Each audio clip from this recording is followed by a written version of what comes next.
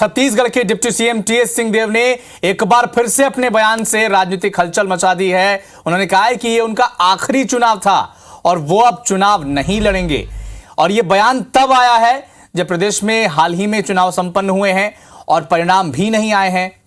IBC 24 से खास बातचीत में टीएस सिंहदेव ने कहा कि उनके समर्थक और चाहने वाले लोग ये चाहते हैं कि वो मुख्यमंत्री बने, मगर मुख्यमंत्री कौन होगा ये तो हाईकमान तय करेगा। मगर अब वो अपने निर्णय से ये कह सकते हैं कि अब वो चुनाव नहीं लड़ेंगे।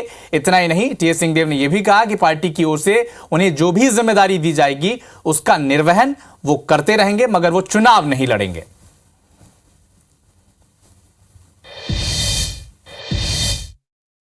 चुनाव के भागम भाग के बाद उप मुख्यमंत्री टीएस सिंहदेव जी अब थोड़े रिलैक्स मुद्रा में दिख रहे हैं। टीएस सिंहदेव जी से सीधे बात करते हैं। चुनावी भागम भाग कितनी रही और अब किस तरह की प्लानिंग, क्या कहीं टूर आराम का जो प्लान बना है? फिलहाल तो रिपोर्ट ले रहे हैं, आकलन कर रहे हैं कितने मतदाता कहाँ कितने पोलिंग हुआ। जो रिपोर्ट लेके साथ ही आते हैं जोन के प्रभारी, अपने पोलिंग के प्रभारी, उनसे पूछता हूं कि आपके हिसाब से कितने वोट गिरे। फिर अपनी समीक्षा करके मैं बगल में लिखता हूं, तो कंप्यूटर पे वो अलग चला हुआ है। प्रदेश की क्या स्थिति, जिस तरह से 75 पार का नारा दे रहे थे उस पर भी अभी भी कायम है या फिर कोई स्थिति बदली है?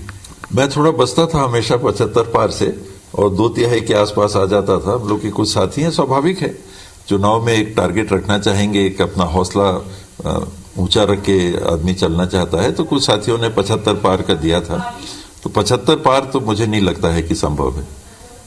आज अब बोल सकता हूं, चुनाव के समय तो नहीं बोल सकता था, लेकिन 2/3 से कम आएगी सीटें तो मुझे भी निराशा होगी। राजनीतिक रूप से या चुनावी लड़ने के रूप से टीएस सिंहदेव जी का अंतिम चुनाव ये मान लिया जाए? मानना, बिल्कुल ये मान लेना चाहिए। और मैं राजनीति में जिस स्वरूप में भी रह सकता हूं, मैं राजनीति से रिटायर डायरेक्टली करने की बात नहीं कह रहा। पार्टी मेरे को कोई काम देगी, साथी कुछ काम देंगे, मैं करूंगा जो काम मैं कर सकता हूं।